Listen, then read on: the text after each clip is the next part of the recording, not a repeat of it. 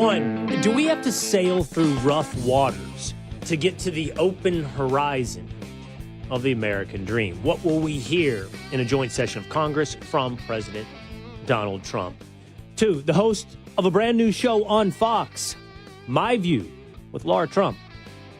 Lara Trump here today on the Will Cain Show. Three, it only took a little over 30 days for one of my favorite sports teams to be turned from an NBA Finals contender with one of the best players in the NBA into total destruction. It just took about 35, 40 days to destroy the Dallas Mavericks.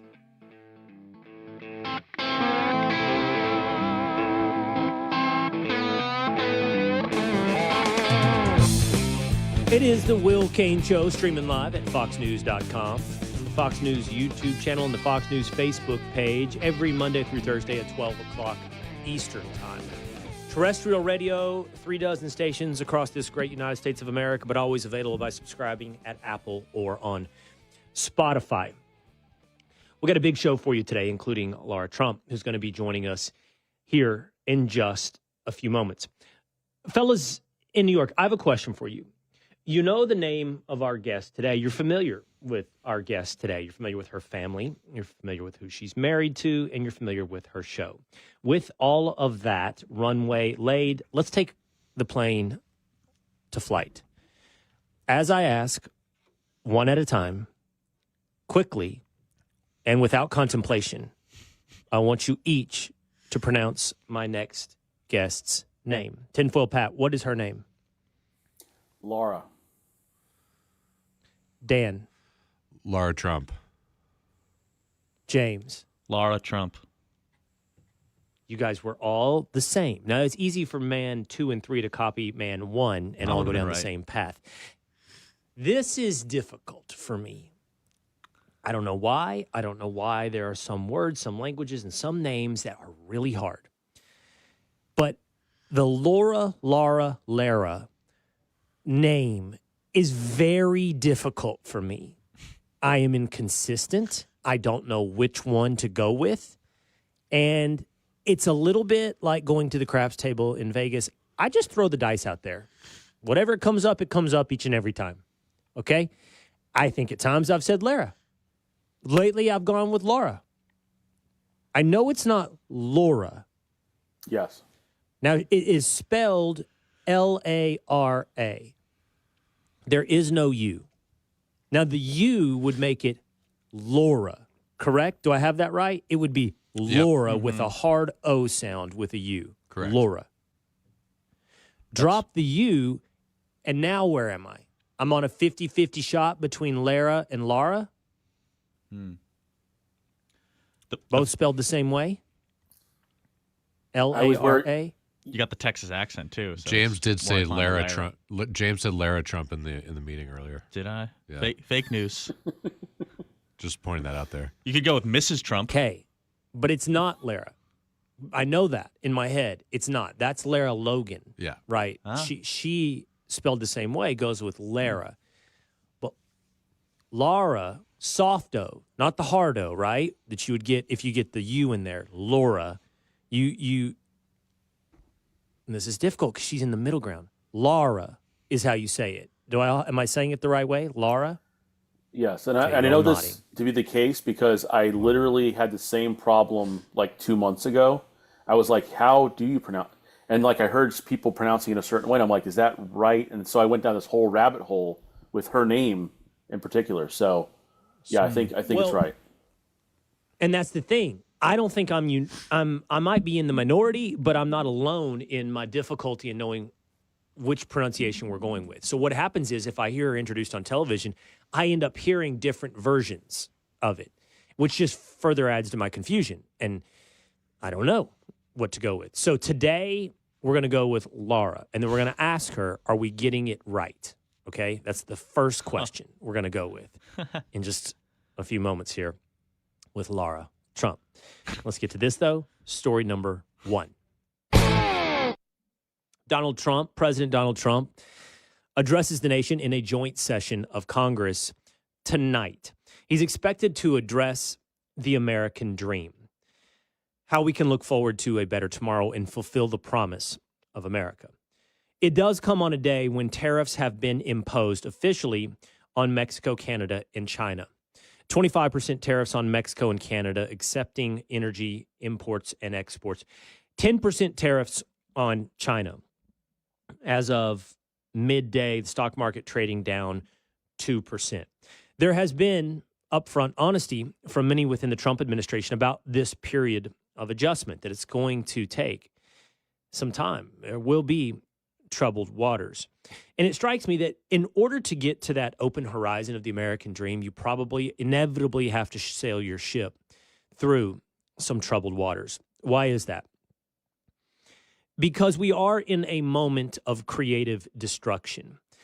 The destruction is imbalanced trade relationships, tariffs that are not reciprocal in how they're treated between nations across this world, with a bloated government that is far beyond efficiency and a waste of taxpayer dollars. It's going to require some destruction. Did you guys see this story out of Texas? It's a local news report that I'm going to be focusing on throughout the day. It's absolutely fascinating. A business in San Antonio, Texas, entitled Endeavor, set up facilities throughout the state, not just in San Antonio, Pecos, multiple locations across the state of Texas, to house, quote unquote, migrant children, illegal immigrants coming across the border. Endeavor is receiving $18 million a month, so $250 million a year to manage these facilities. These facilities are empty, all of them. They are empty. They're receiving $18 million a month to manage empty facilities across the state of Texas. This was according to a local San Antonio NBC News report, first flagged by Doge. This company, Endeavor, suggested we have to be prepared to scale up when the crisis hits. That's our charge from the previous administration. And it could at any moment receive something like 3,000 illegal immigrant children. Now, I would have some questions about whether it received any children or it received max capacity illegal immigrants. But we do know that it is empty, and they've been receiving $18 million a month since 2021. Now, to add one more detail to this story, Endeavor received the contract from the federal government after a former Biden official went to work for the company Endeavor. That's according to the local NBC News report. That is absolutely scandalous. And the question is, how typical is it of other government contracts throughout the federal government now being exposed by Doge? This has to be destroyed. And in this moment of destruction, it will create turbulent waters.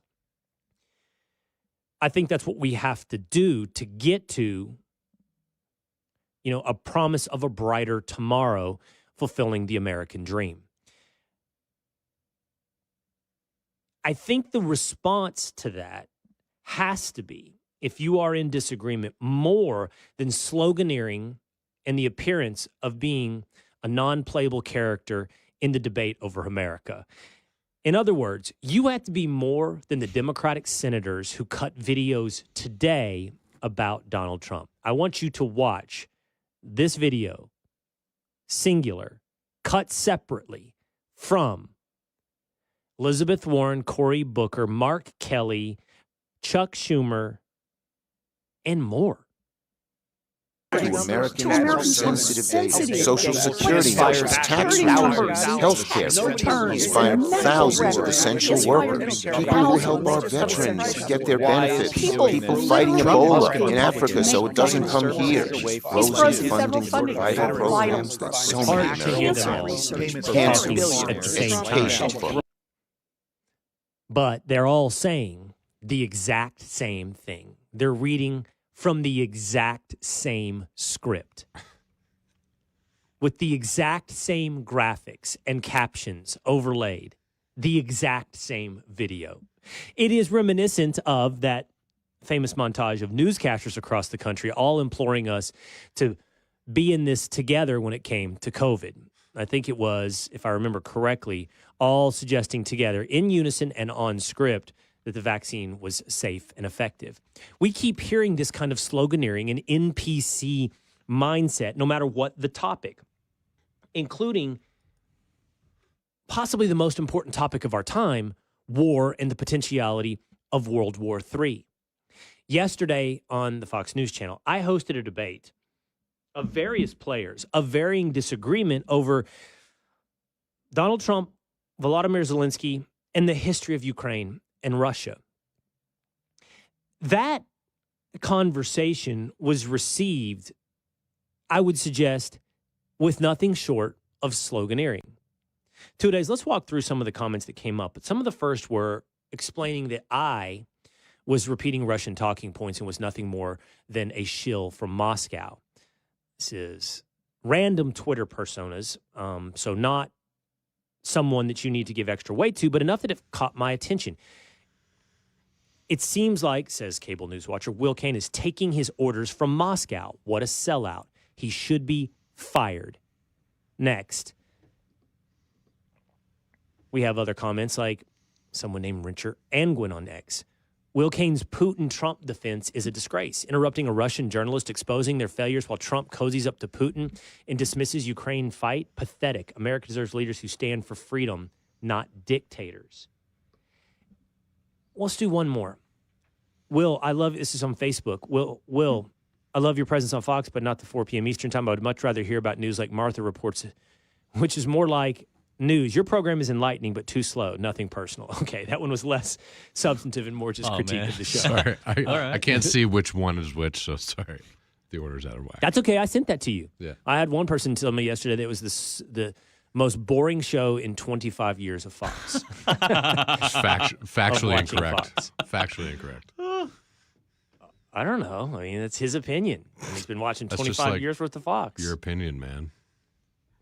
Yeah, nice quote. But what I care about is this idea that you have made a substantive rebuttal. In fact, it gets me pretty freaking pissed, and it gets me pretty animated that somehow you think it's a rebuttal to call someone a shill from Moscow or a Putin puppet. Like, let's just set aside, I'm not personally offended. That's not what this is about. It's about your brain. That honestly, I'm offended by your brain. I'm offended by your brain. Your brain, it's not that you're dumb. I think that you've given in. I think that you may have never been in the game. I think that you're an NPC. I'm not trying to personally offend you, but I truly think you're nothing more than a chat bot. You don't have a coherent argument. And I don't care if you have a scholarship or a fellowship to the Hudson Institute. If your argument is you are a Putin shill, you don't matter. Your brain does not work. You're not here. You know, to me, I have things to fight and further to go in the video game. You're twitching and glitching over here to the side. You're not a thing. You don't exist. You have no brain. And we have a society full of this. And I am worked up about it because, dear God, man, like if you wake up today and you think something that should come out of your mouth is Putin apologist, Putin shill, Moscow, like, where in your brain did it get disconnected from your mouth? Like you're a puppet. I'm not a puppet. You're a puppet. You're a puppet, man. Not a puppet. No puppet. You're a puppet. No, but for real, like there's a hand up your rear end operating your mouth. And the question is, whose hand is up there enemies you into sloganeering things? You are pandemic of the unvaccinated. You are save our democracy. You are Putin apologist. I have no problem with you making an argument. And by the way, all I did yesterday on the Fox, I did two things. Let's be real. Like I think 80% about what I did was just explore the history, which we did here as well, right? On this show. Mm-hmm. Explore the history of the growth of NATO East and how it could have been seen as a threat to Putin. And okay, time out. This is getting everywhere, but I don't care. I do not think me trying to understand Vladimir Putin and going, okay, he thinks this certain way. He grew up this certain way. And if NATO behaves this other way, he could see it as a threat, is an endorsement of Putin. I'm analyzing. You get it? Like I'm trying to analyze Putin in the way he might see the world. And your response is, he's a dictator. For real? That's what we're doing here? NATO grew east, over a 30-year period, like I don't know, hundreds of miles, and basically invited in former Soviet republics, and now has shares a border along Estonia, Latvia, Lithuania, maybe Ukraine. I wonder if not just Vladimir Putin, but any Russian leader might consider that a threat to their national security. Just not forget, he's the bad guy. Like, that's what we're doing? Like, your argument to me is he's the bad guy. Okay, yeah, right. I know that's what we're doing, and you may be right. But does that matter? Like, really, does that matter? We're trying to understand why we might be on the verge of World War III. And your response is, he's the bad guy? Your response is, like, are we in the comics? What are we doing? Did you just live on a diet of X-Men and World War II movies, and that informs your entire worldview? I saw Saving Private Ryan, and I definitely saw Batman. And now you know the world because Vladimir Putin's the bad guy? Like, and I'm talking about supposedly smart people. Forget the X comments for a minute. I'm talking about people with fellowships.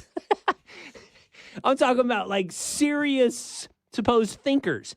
This is the reductionist of it. Follow the science. What's the difference? Follow the science. Vladimir Putin's a dictator. Oh, okay. Guess I'm supposed to be done thinking now. Next topic. Border numbers down to a record level. Like, what are we doing? What are we doing here? I want to critically think through this. I happen to think it's important when we're talking about World War III. And throw up another one. Throw up another one, 2 days. What do you got? What do you have? You got Keith Olbermann. This is back to Facebook comments. This is good. This is Michael Avisi. Thank you for advocating for critical thinking in place of blind party line issue support. We must learn to individually process unbiased news and come to our own defendable position on issues. Thank you, Michael. I agree. Michael Kennedy. Will, I learned more about Russia, Ukraine in 5 minutes with you today than in 20 years. I love that. Thank you, Michael. Thank you. Oh, now we get to the media. Here's the media. Who's this guy? Fox News host, this is Mediaite, says he must push back after guest rips Putin. We're well past the moral high ground. We are past they're quoting me. We are past the moral high ground. Like, if the depth of your thought is, but he's the bad guy and he invaded Ukraine. Okay. We've got the characters now. Now the question is, any of these deep thinkers, I really want to know, are you willing to go to World War III? Like, to get the bad guy, are you willing to launch the nukes? I'm just curious. Don't simplify it, Will. I thought I'm simplifying it. I thought dictator, bad guy, debate over. Okay, so you don't want to launch the nukes. What do you want to do? You want to drag Ukraine out over a 50-year war, 30-year war, 20-year war, bleed Russia out, feed Ukrainian bodies into the meat grinder? What about American troops? I just don't hear I don't hear substance. I don't hear critical thinking. I don't mind you disagreeing with me. I do hear sloganeering. And for how long have we been taken over by sloganeering? Honestly, you could argue in foreign policy for a long time. And the right is guilty as the left, right? And by the way, I don't think this is all the left saying this to me. This is the right, too. But for at least 5-6 years, we have 100% turned the entire society into NPCs, sloganeering in the place of thought. And it's horrible for America. And I'm not going to do it. How did I get here from let's get back on the American dream? But let's get back on the American dream with Lara Trump coming up on the Will Cain Show. Have you ever wondered what happened to the legendary Chuck Norris? I recently saw a video he made, and I was shocked. He's in his 80s, and he's still kicking butt and working out and staying active. What's even more shocking is he's stronger, can work out longer, and even has plenty of energy left over for his grandkids. He did this by just making one change. And he says he still feels like he's in his 50s. His wife even started doing this one thing, and she never felt better.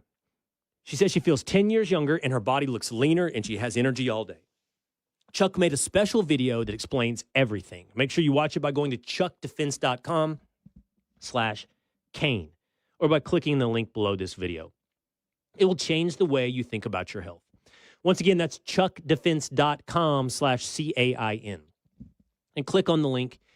in the description box below to watch the video. You won't believe how simple it is. Just a reminder, the legendary Chuck Norris is a whopping 84 years old and yet has more energy than me. He discovered he could create dramatic changes to his health simply by focusing on 3 things that sabotage our body as we age. Watch his method by clicking on the link in the description box below. chuckdefense.com/Cain. Lara Trump, next on The Will Cain Show.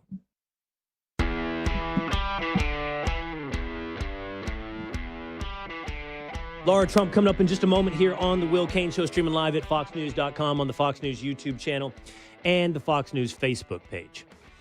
Always on demand by subscribing at Apple or on Spotify. Hey, two-a-days.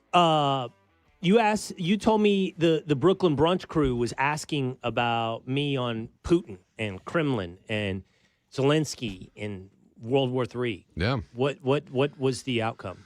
Putin apologist? They were, asking what your opinion would be because they already assumed they knew what it would be.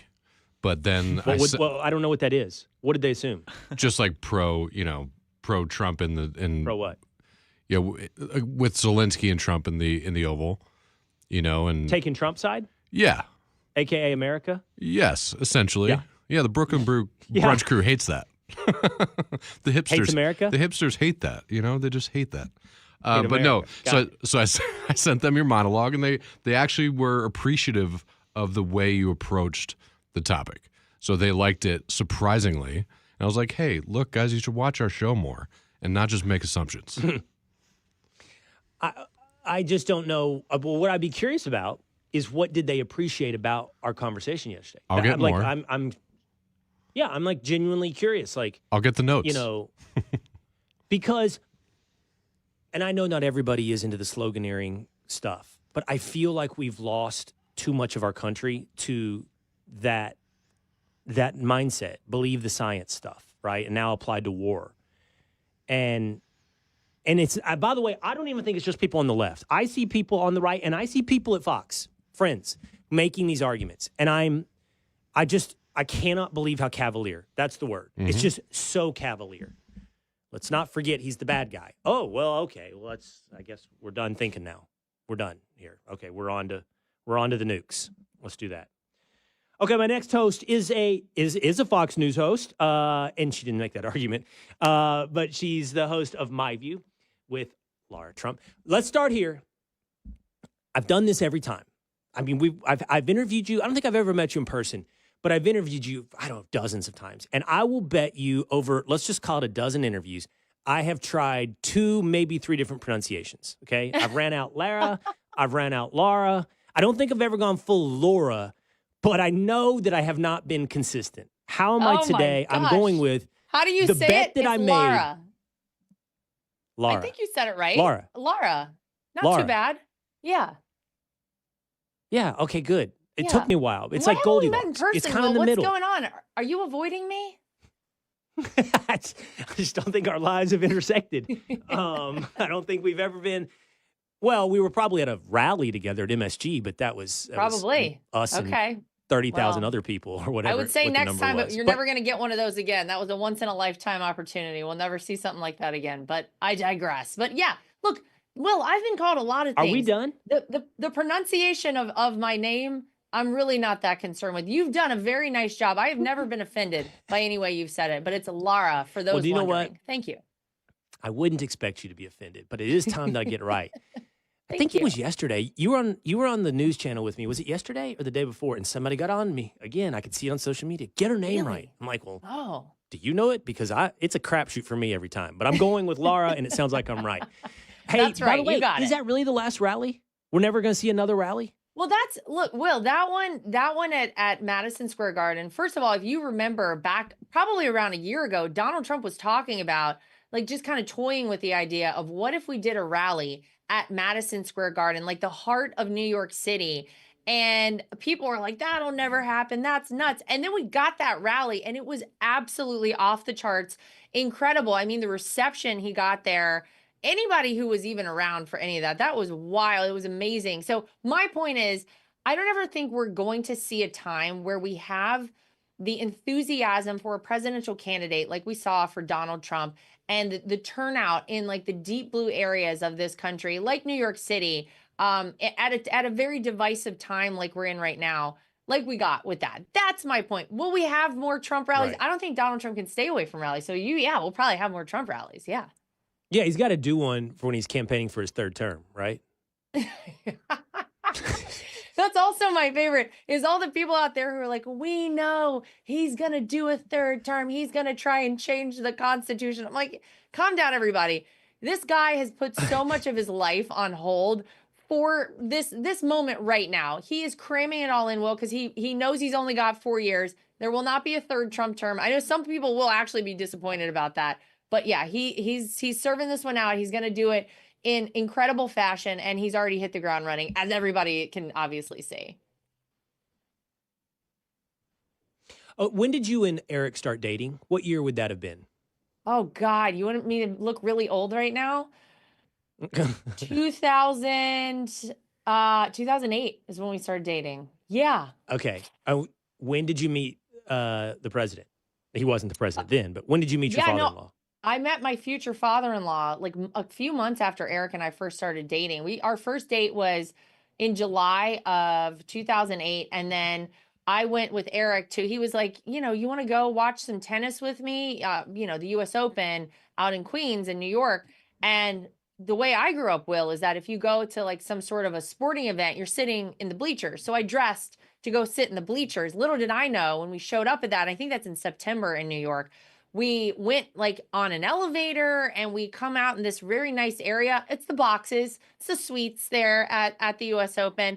And as the door opens, they're standing in front of me, Donald Trump and Melania Trump. And I was like, oh my gosh, this guy didn't prepare me for any of this, which probably in retrospect was good because I didn't have time to get worked up about it. But attire wise, all the ladies out there know I probably would have planned a different outfit had I known I wasn't going to sit in like a bleacher setup. I was actually going to meet who would ultimately become my father-in-law that day. But that was the first time we met, a couple months into it. Yeah.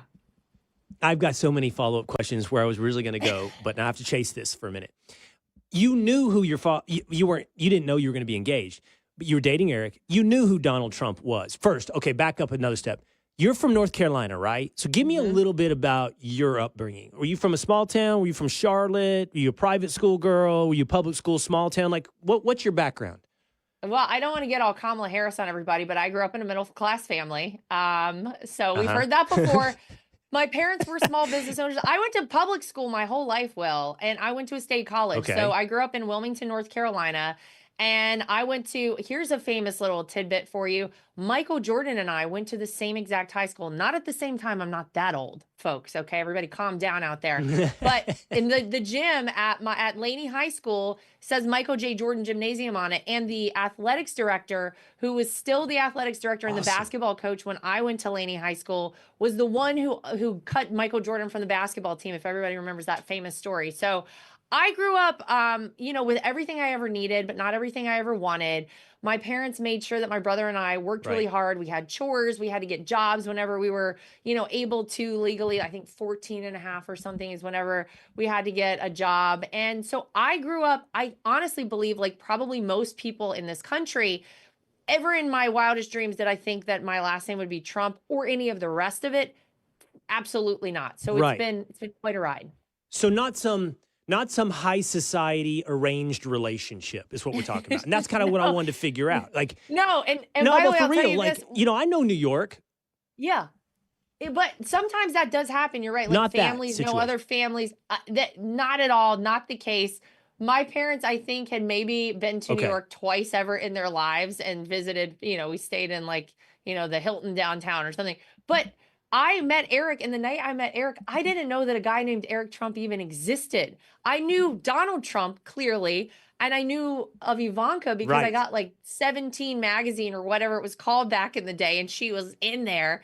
I didn't know Eric Trump existed, but the kicker for me and what really sold me on him was that I'm tall. I'm 5'11" with no shoes on. So when I'm wearing heels, I could be like 6'2", 6'3".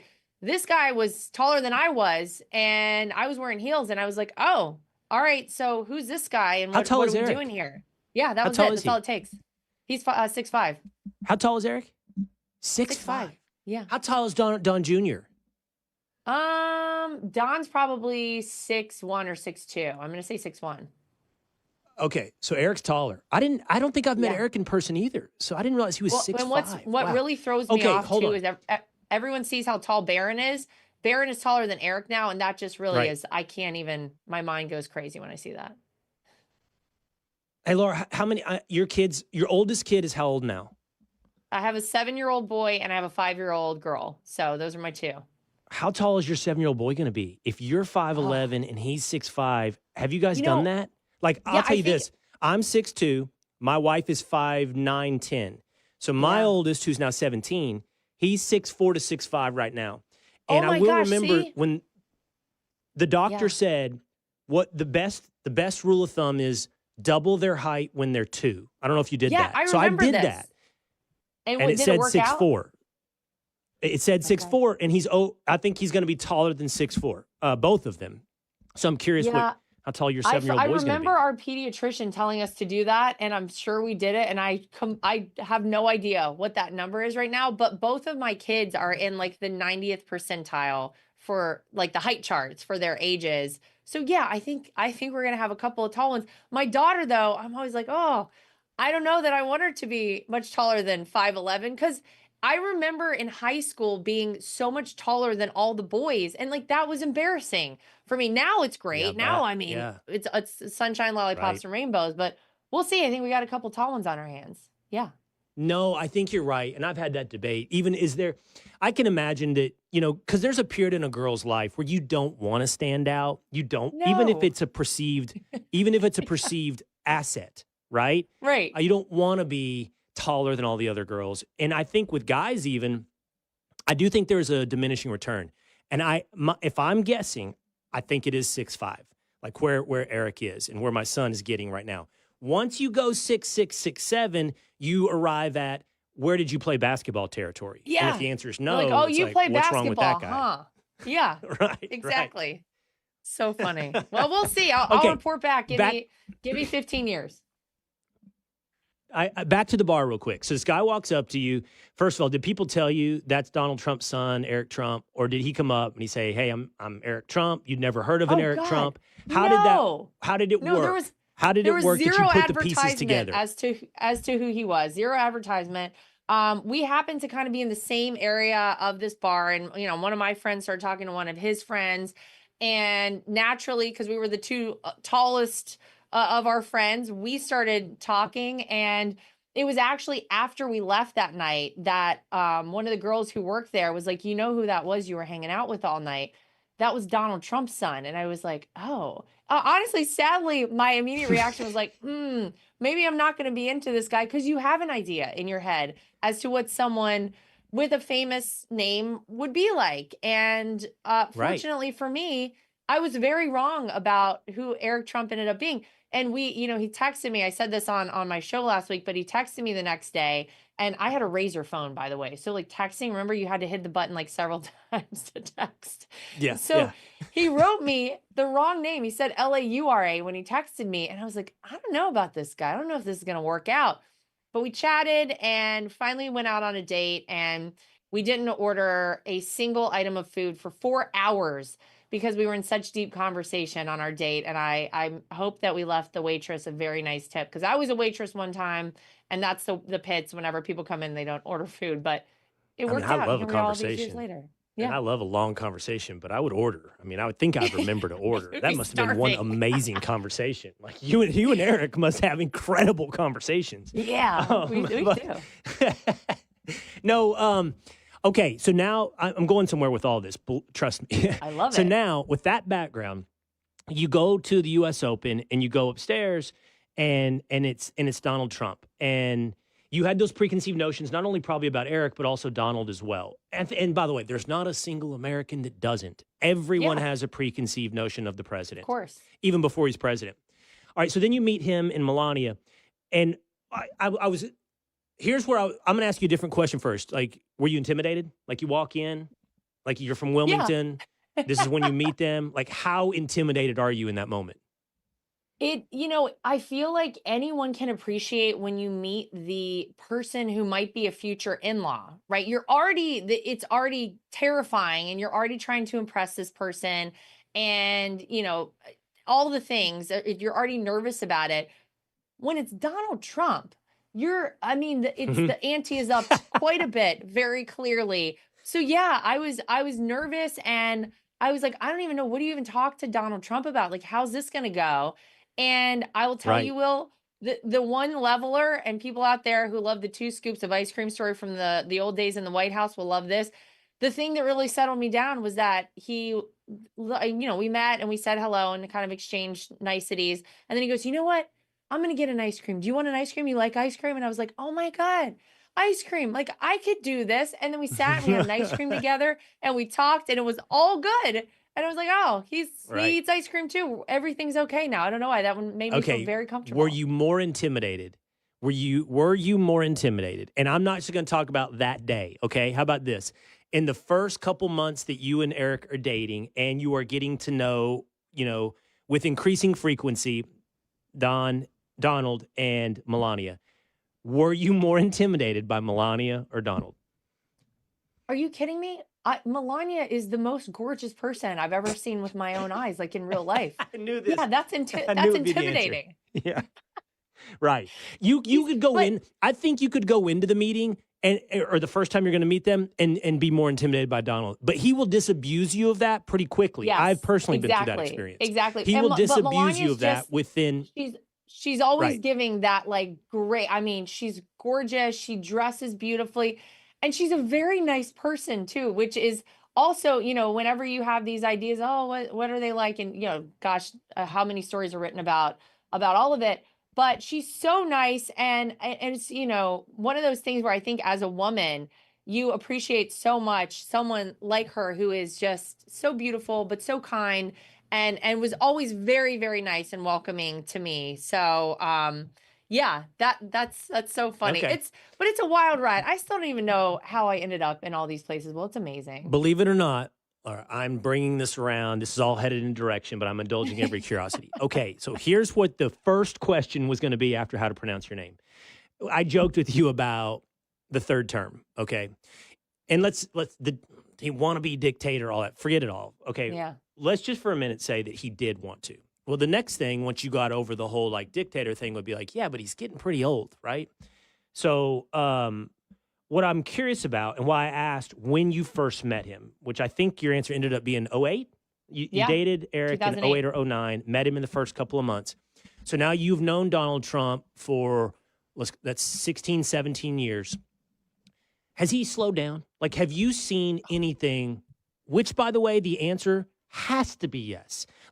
There is no, what is he, 78? 78, 79-year-old, that the answer can be no. He has to have in some way slowed down. I have to tell you, seeing the energy that this guy has, I actually think the answer is no. And here's something else for you, Will, that I told my father-in-law this, and he knows I don't blow smoke with him. If I think something he's doing, I disagree with it, I'll tell him. I'm very honest with him.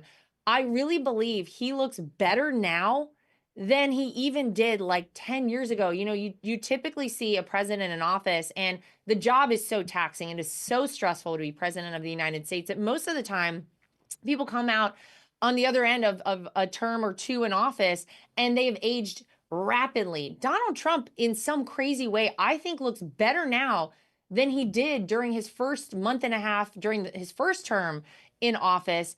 And I've never seen some. Is it Ozempic? No, be honest. Is it Ozempic? No.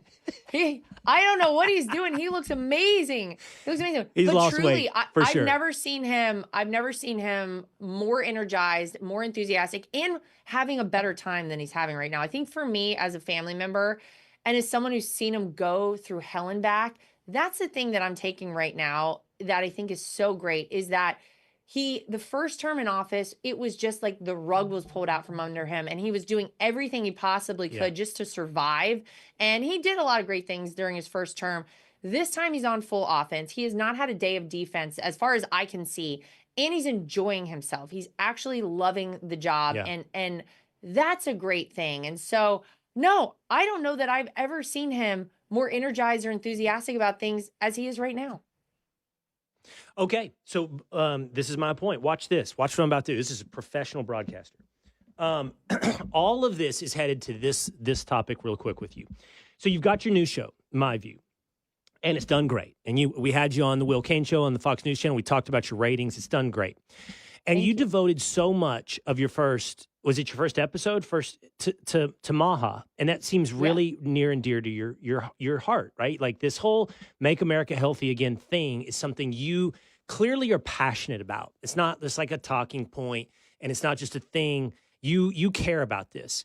So the boring question is why? Honestly, that's a boring question. Here's what I want to know from you. Like, how is this a part of your life? Like, why did this become such a big thing? Not as a movement for you. And look, you're very fit, and anyone's ever seen pictures of you or watched you on TV, you're very fit. So I'd like to know what you do. Do you ice bath? Do you sauna? Do you eat only protein? Like, what's going on that makes you healthy?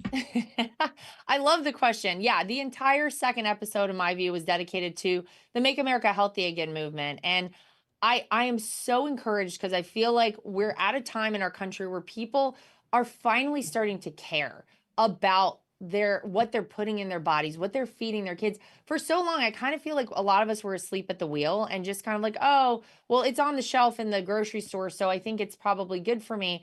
And it turns out maybe that's not the case. Maybe the answer to every issue you have isn't a pharmaceutical. Maybe there's an alternative to that'll actually make you feel far better and live longer and be healthier and happier doing it. And the question that you asked in terms of like what I do all of those things. I mean, to be honest, I wish I had more time, but I try, on the weekends, if I have an opportunity, I sauna, I cold plunge. My daughter's always there. She loves when I do a cold plunge. Now she sometimes will jump in real quick and jump out. She's 5. So, I mean, I don't know like what is good for kids at that age to do, but she's certainly watching her mom do it. I try to move my body in some way every day. I think weightlifting is something for women that gets very overlooked, and women are always worried, oh, you're going to get bulky, this, that, and the other. It is the greatest workout, and it's honestly the thing that I think longevity wise is the most important. If you look at people who live to be very old, one of the things that they talk about is the strength of your quads, like your muscles in your legs. That allows you to prevent you from falling. It is directly correlated with how long you will live, actually, the strength in your legs. And so I do a lot of things. I do strength training. I do CrossFit. What time do you do the same time every day? I try to do something every day. Wake up? It doesn't always work out to be exactly a great workout, but sometimes it's a 20-minute run. But I will take that because it's more for up here than anything else. But that's why I'm passionate about it, because I want everyone to feel as great as I'm blessed to feel every day, honestly. And I want people to start to pay attention a little bit more. And I think we're at that point right now. And again, I'm just very encouraged. And the next 4 years, I think could be very transformational. What do you do diet-wise? Food? Do you have a particular thing you do? Are you a high protein person, no carb? What is your food regimen? I just try to balance it all. And sometimes it's impossible. For those of us who travel a lot, it's hard. It's hard when you travel. It's hard when you can't meal prep. If I'm home and I can eat whatever I want, yeah, I try to focus on more protein, because it turns out I can never get enough protein. You need a lot of protein in order to build muscle. So I'm always trying to do that. But, if my kids want to have a pizza night, then I'm going to have a pizza night with them. And I think that's good. We want to be in moderation with everything we do. You can't do extremes. Otherwise, it's never going to work. So for me, I try to, if I want a little something sweet at the end of the day, which I typically do, I'm going to allow myself that, because guess what? I put in some good hard time at the gym, and I was very conscious about everything I was eating during the day. But I think some of the things that people are learning, Will, like seed oils, for example, which you've heard a lot about from RFK Jr., people are kind of like, well, what is that and why does that matter? Changing that in your diet alone is so powerful. And we talked to Gary Brecka on my show on Saturday about what a seed oil is. It's the distance from the plant itself to it going in your body. It's the processing that happens to that oil in between that makes it really bad for you. You can get great oils like olive oil, avocado oil, and coconut oil that you can use and cook with just the same as a canola oil, but it has a very different effect on your body. So those little changes that people could start doing every day, I hope they start doing, and I think we're going to see a real positive impact overall in our society if we start paying more attention to that sort of thing. Well, I think it's really cool how you're going deeper. You're Thanks. getting more personal on My View on Saturday nights. And this is my favorite time. Even though I've interviewed you a dozen times, this is my favorite one. So it's been fun to ask you some of these more personal questions and get to know you a little bit, even though I've never met you in person or Eric. I know. We got to but I'm sure rectify that'll that one happen. day. I'm sure that'll happen at some point. All right. Lara Trump, thanks so much for giving us so much time. We'll check you out on My View on Fox on Saturday nights. Oh, thank you, Will. I appreciate it. Good to be with you. Good to be with you as well. You know, I know that moderation's the key. Like, I believe what she said, too. Like, moderation's the key. You should be able to have a pizza night. My issue is, fellas, did you notice that I was a little grumpy yesterday? Oh, just a little bit. No, No, come on. Did you really? a little bit. Yeah. Did you? I asked the guys. I was like, "Is Will okay?" Come on.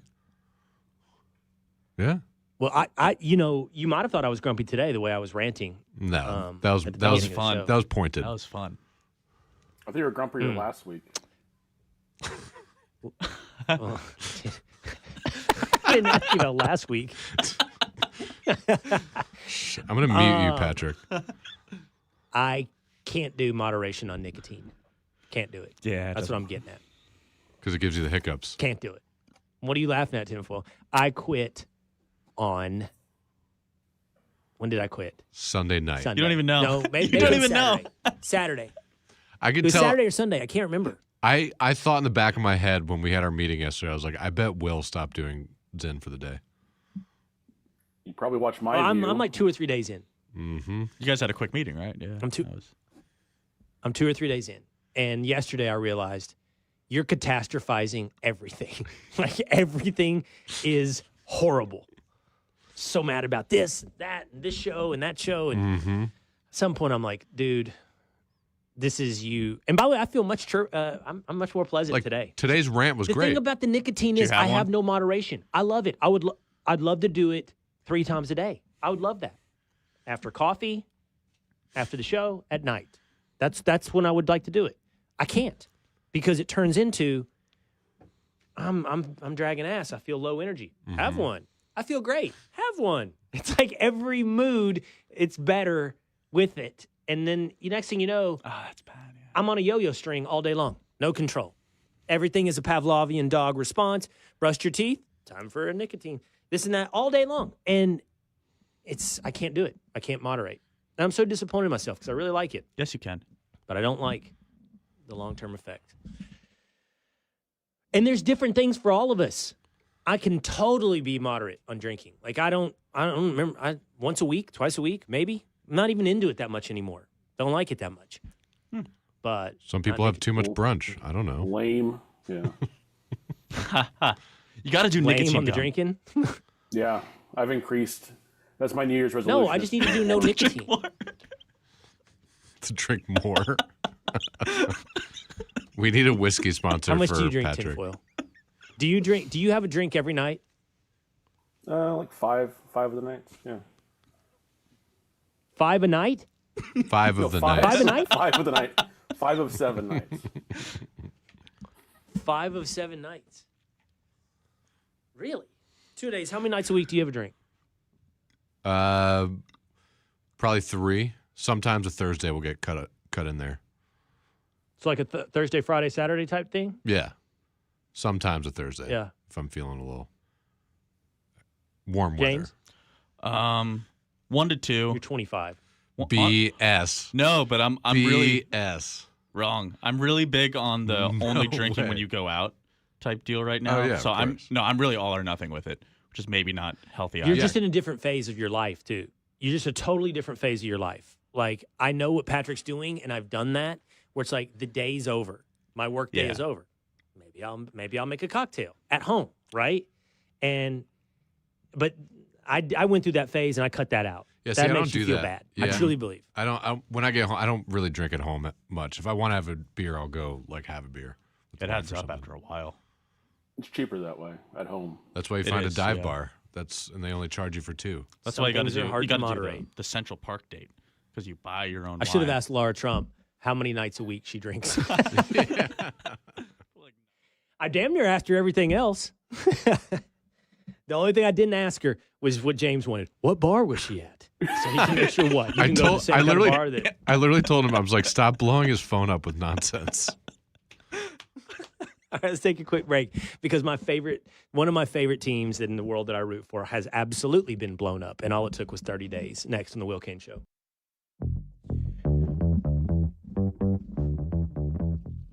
I don't want to rant again. I've already ranted once today. Dallas Mavericks. Just put a nuclear bomb inside the franchise and it's over. It's the Will Cain Show, streaming live at foxnews.com, on the Fox News YouTube channel, and the Fox News Facebook page. Always on demand by hitting subscribe at Apple or on Spotify. 2 days, you got some feedback, you said, on, first of all, the chat. There's people that think I spent too much time trying to pronounce Lara Trump's name. Yeah, I just have a little gripe with some of the audience sometimes. It's like people just fall into our show, not realize it's like a variety show. We talk a lot of different topics and things like that. They're like, why are you focusing so much time on pronouncing Lara Trump's name when there's so many bad things going on in the world? It's like, all right, man, we'll get there. Yeah, why are we? Yeah. They're right. We'll get there. They're 100% right. Let's roll the breaking news banner. Yeah. Yeah. All we're going to do is Breaking serious stuff. right now. Yeah. Very serious immigration policy and Middle East. That's not us. That's not us. Not what you get here. Yeah, get out of here. But like I said, for those people that want the slogans, and I stand with Ukraine and believe the science, you got a lot of options. You may not be getting it from me what you need, and I sympathize with you. Boom. But you got a lot of options, Yeah. There are places you can go. And I'm happy for you on that. I think a lot about you, and I'm happy for you.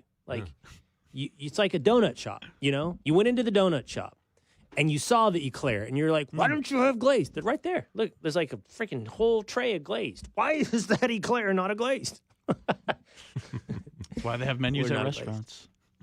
I will say glazed donuts are the best. Why would you ever choose the eclair? You're right. Sure.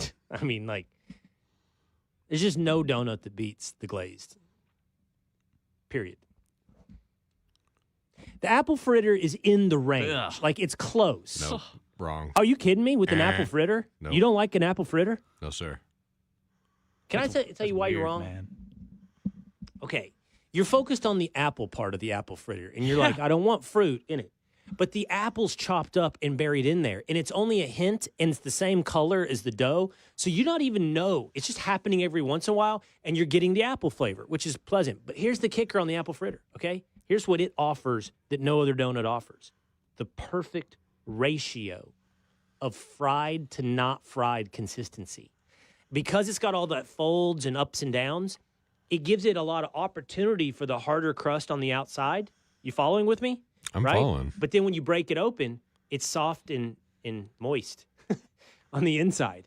And it's perfect in that way. You need that amount of crunchy to soft. That's my problem with some of these donuts, like the Krispy Kreme. It's all air.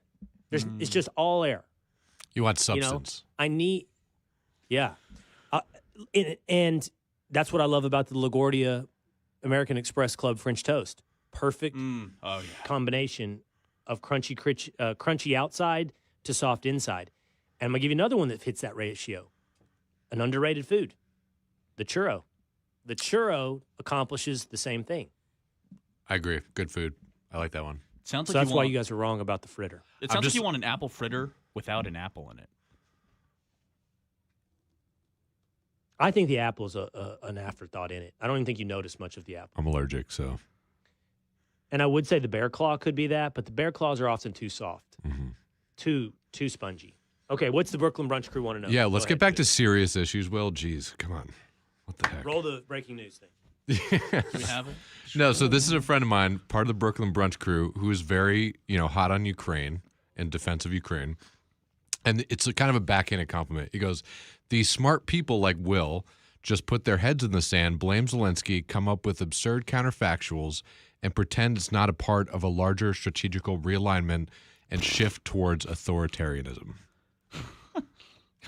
Okay. I got it. I got it. Big words. That's kind of the Not main. to- Yeah. Okay, not to be dismissive. Okay, we're going to call this person at the Brooklyn Brunch Crew. What's the name? What's the name? We're going Olaf. to call this one. Olaf. He's the guy in Good Will Hunting Really? at the bar. Olaf? No, call him. What's the name of the character in Good Will Hunting with the long hair at the bar that starts rattling off a couple points and We'll call then I don't think we ever learned his name. and then Did we Will learn his name? No. I'll find that out. We'll call him. I don't think that character Call him Bill. is named. Bill's too close to Will. Damn. Thaddeus. Okay, so the thing is about Thaddeus, and I don't know him, so I'm sorry if this feels like an ad hominem attack, but it's bigger than you, Thaddeus. Sometimes I think all of this sloganeering is a proxy, not for a deeper argument, but it becomes a proxy for a different slogan that you have tired of, but truly animates most of your political thought, which is, I hate Donald Trump. So, believe the science. Why?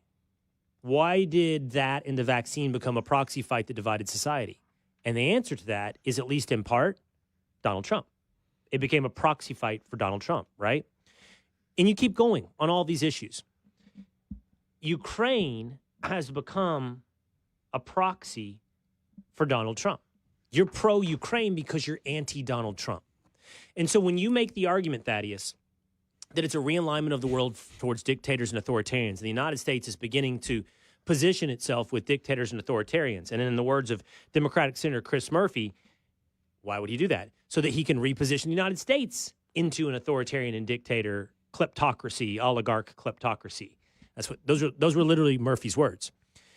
What I think you're doing is excusing yourself from a very uncomplicated thought, is which you hate Donald Trump. That's it. And then you've allowed like this big issue, like an actual war and potentially World War III, to be reduced into your feelings on Donald Trump. And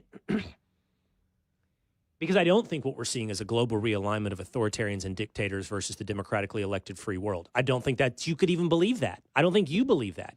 I don't think you can look at Europe and go, those are the democratic free countries embodying Western civilization, as they all abandon it.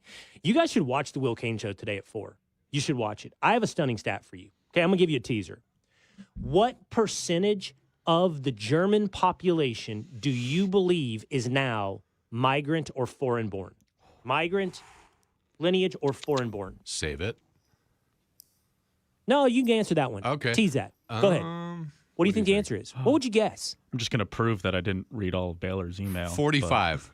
Oh, you saw it. Four- You saw it in the pre-show emails. I didn't see it. I didn't read the email. I didn't read it. 40%. 65. 45? No, that's really high. That's really high. That would be destabilized. Society I is was turned like, over. yeah, You have an Islamic Well, I thought Islamic that was prime what we were minister talking about. of Germany. I mean, 18. that is why you are tinfoil Pat, because you read something on the internet and you took it to 10. That is 55%. No, I deduced. I was trying to go your logic. So I just figured it was something higher than we thought. But it's 20, which is higher than I would guess. 20% of your population. I think it's 18 actually, but right there at 20%. What's like, ours? That's insane. That's insane.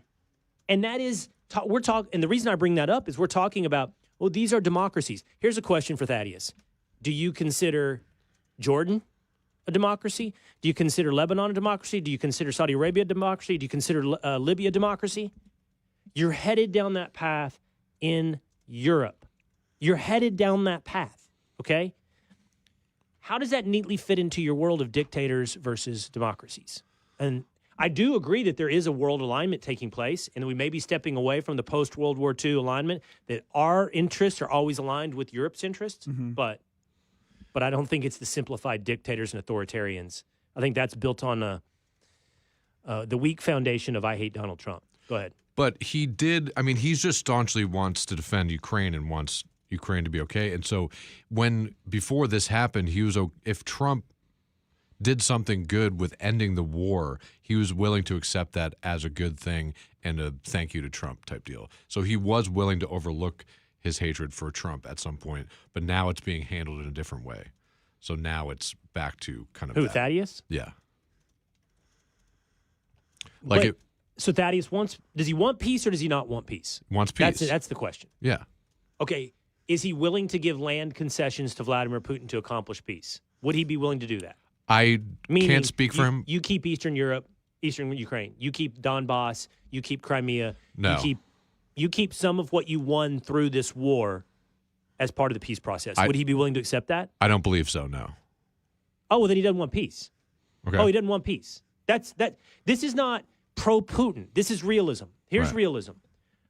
This is where you got to get to this question right here. Mm-hmm.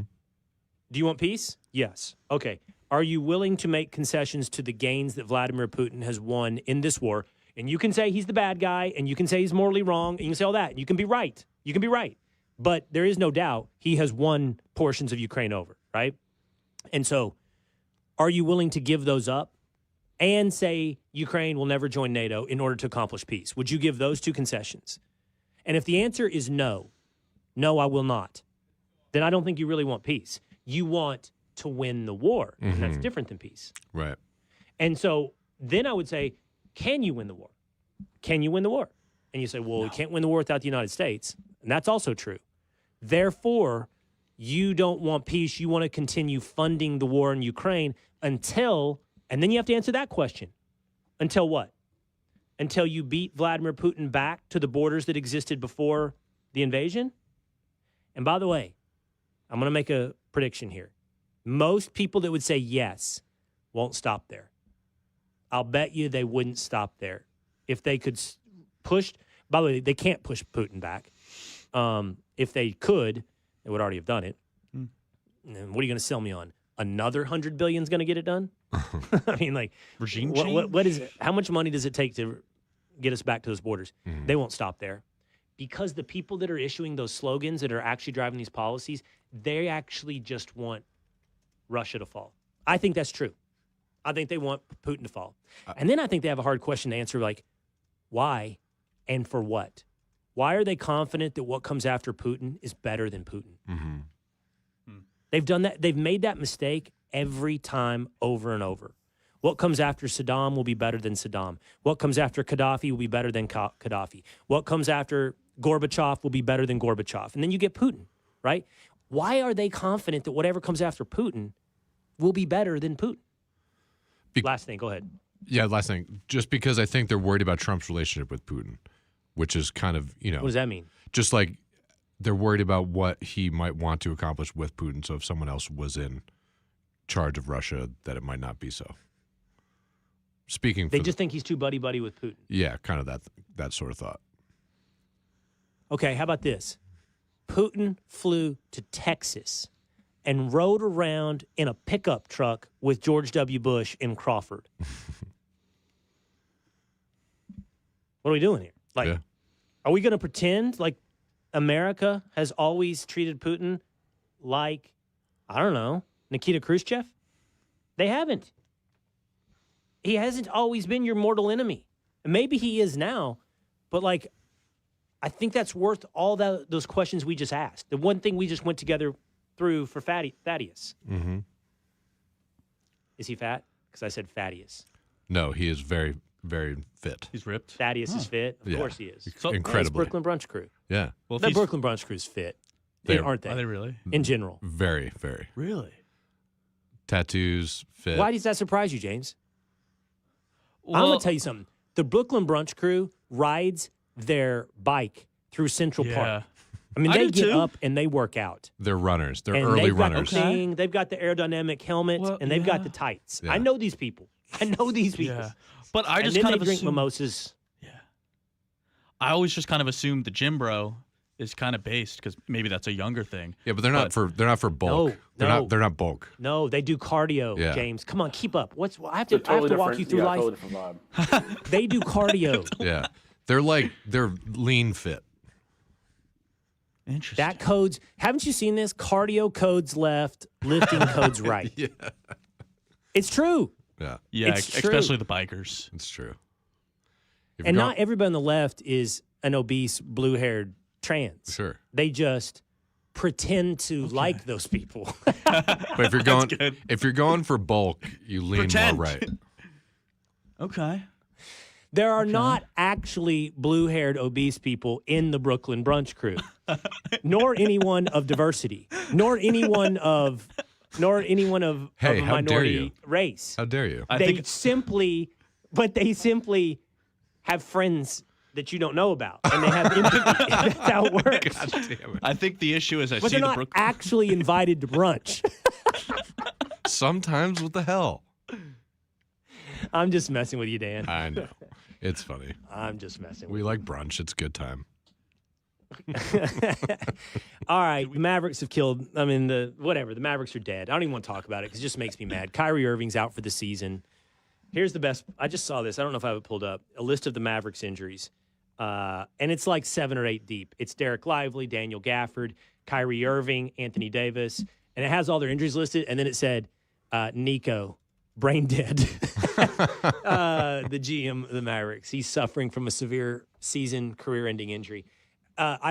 This entire fan base has been destroyed. It's demoralized. I've never seen anything like it. In 30-plus days, they have taken something with massive goodwill. Bill Simmons tweeted out this morning that he thought it was a top 7 fan base. He went to the finals in 2011. I don't know if he's right or wrong. I do know Dallas loved the Mavs. It's been destroyed. It's amazing. It's an amazing case study. Real quick, tinfoil. You were kind of on top of the world about a year and a half ago. The Rangers have won the World Series. You know, the Stars have gone to the Stanley Cup Finals. The Mavs, NBA Finals. The Cowboys were coming off, multiple playoff seasons.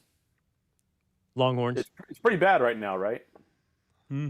In general. Longhorns in 2 straight, Yeah. semifinals. So you have the Longhorns and the Stars left. They're still good. Both of them. Rangers are pretty good. Yeah. Rangers will find the way into the playoffs. I think the every Rangers now will be and then. good this year. Yeah. Yeah. I think that was just a fallback year, injury-wise, for the Rangers. I think they'll be good.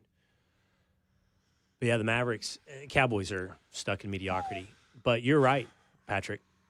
And the Mavericks, by the way, if you'd have ranked those, if you'd have said a year ago, who will win a title first? The Longhorns, Mavericks, another one for the Rangers, Cowboys. I think the Mavericks would have been really high.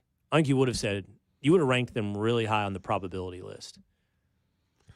Hell of a time to quit anymore. nicotine. That's a good way to land this plane. All right, hell of a time to quit nicotine. That's going to do it for us today here on The Will Cain Show. Breaking news. Oops, nope, we have to go. I'll see you next time.